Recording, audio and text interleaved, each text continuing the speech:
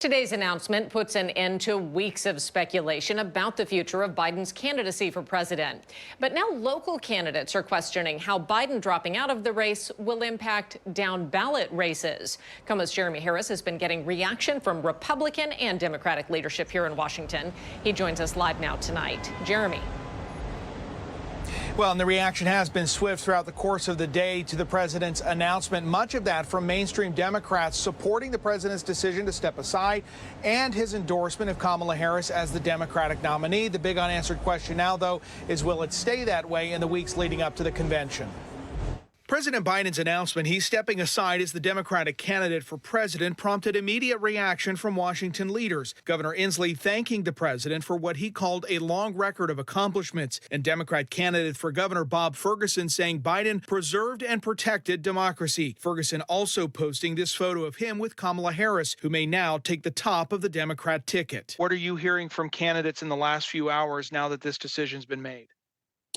Overall, I'm seeing strong support for Vice President Harris to move into this role. Shasti Conrad is the chair of Washington State Democrats. I was overwhelmed with gratitude for President Biden, both for his leadership, his career in public service, but also for making what I know was a very hard decision. Biden quitting this race at this point is destabilizing to his party.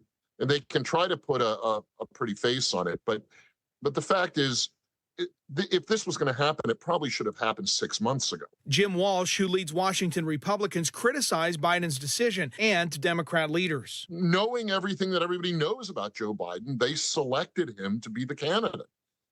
And to sort of change horses at this late point crossing the stream is not good for any cowboy. With the Democratic convention now weeks away, Biden's announcement is likely to have a major impact on races nationwide and here in Washington. And really, it's about making sure that we are all coalescing around our strongest nominee. And I believe that to be Vice President Kamala Harris. Luckily, on our side, love him or hate him, we're pretty unified behind Donald Trump.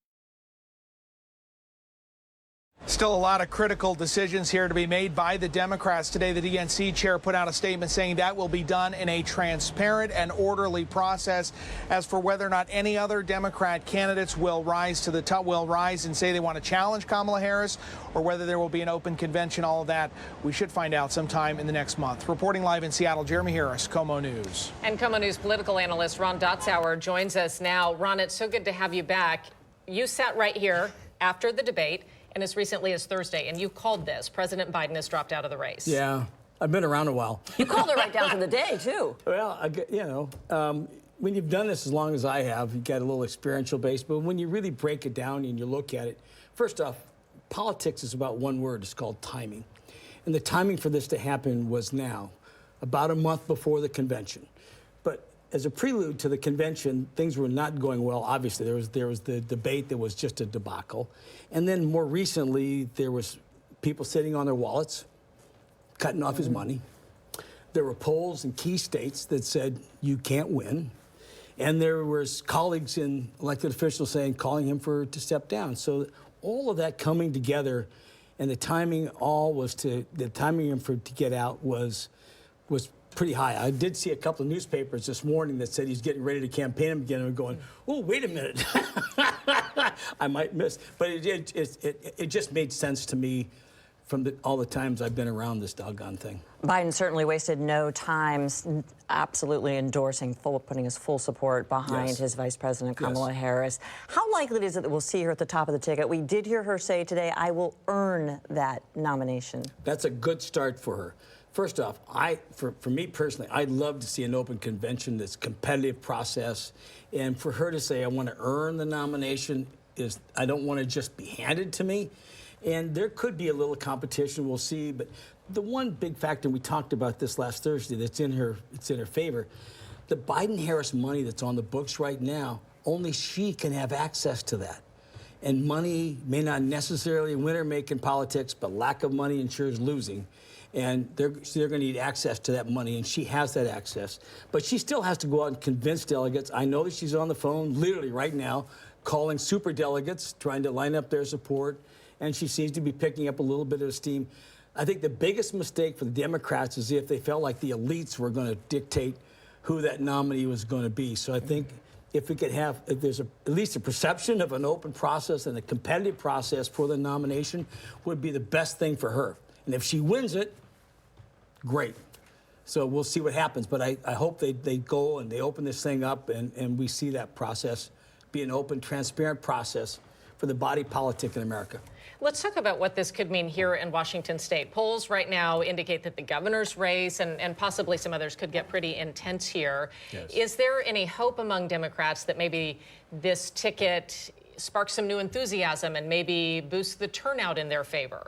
That's a really good question, because the other consideration in all of this right now with the president is that they were concerned of the fallout on the Senate and the House seats. And having a new ticket may be the thing to buttress those other candidacies. And so, yes, I'm sure there are a lot of other candidates that were down ballot going, you know, we really needed this to happen, or else we could be, you know, just taken in the wash. I don't think there's, in my mind, I don't think there's any doubt that Joe Biden was going to lose to Donald Trump.